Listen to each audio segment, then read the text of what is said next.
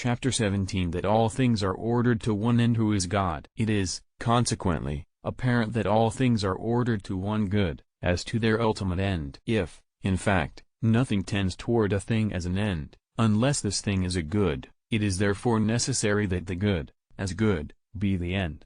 Therefore, that which is the highest good is, from the highest point of view, the end of all things.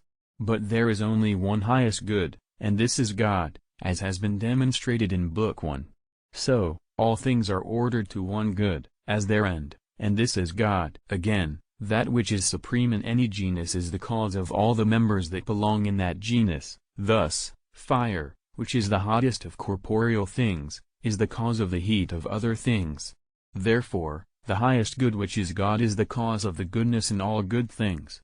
So, also, is he the cause of every end that is an end, since whatever is an end is such because it is a good. Now, the cause of an attribute's inherence in a subject always itself inheres in the subject more firmly than does the attribute. Therefore, God is obviously the end of all things. Besides, in any kind of causes, the first cause is more a cause than is the secondary cause, for a secondary cause is only a cause through the primary cause. Therefore, that which is the first cause in the order of final causes must be more the final cause of anything than is its proximate final cause.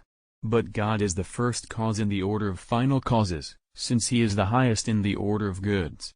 Therefore, he is more the end of everything than is any proximate end. Moreover, in every ordered series of ends the ultimate end must be the end of all preceding ends.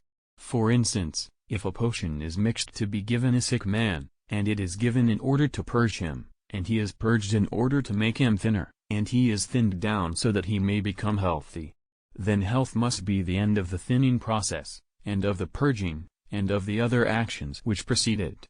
But all things are found, in their various degrees of goodness, to be subordinated to one highest good which is the cause of all goodness.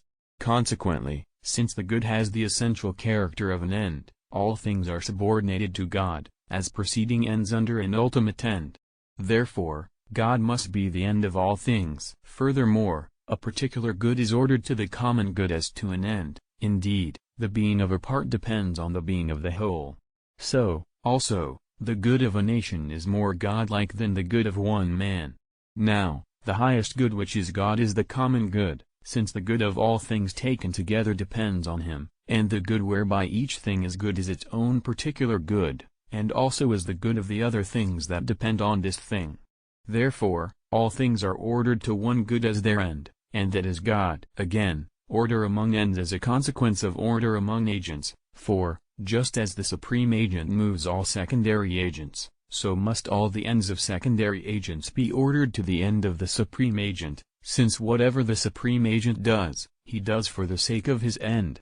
Now, the supreme agent does the actions of all inferior agents by moving them all to their actions and, consequently, to their ends. Hence, it follows that all the ends of secondary agents are ordered by the first agent to his own proper end. Of course, the first agent of all things is God, as we proved in Book 2. There is no other end for his will than his goodness, which is himself, as we proved in Book 1. Therefore, all things, whether made by him, immediately, or by means of secondary causes, are ordered to God as to their end.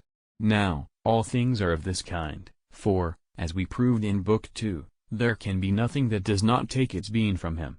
So, all things are ordered to God as an end. Besides, the ultimate end of any maker, as a maker, is himself. We use things made by us for our own sakes, and, if sometimes a man makes a thing for some other purpose, this has reference to his own good, either as useful, delectable, or as a good for its own sake. Now, God is the productive cause of all things, of some immediately, of others by means of other causes, as is shown in the foregoing.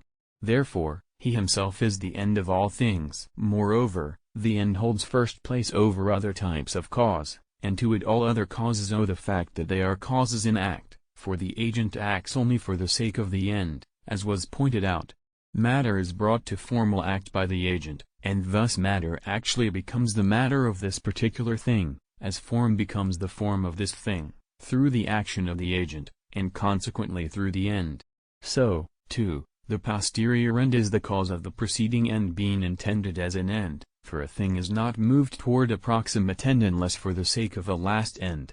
Therefore, the ultimate end is the first cause of all. Now, to be the first cause of all must be appropriate to the first being, that is, to God, as was shown above. So, God is the ultimate end of all things. Thus it is said in Proverbs, God made all things for himself, and in the Apocalypse, I am Alpha and Omega, the first and the last.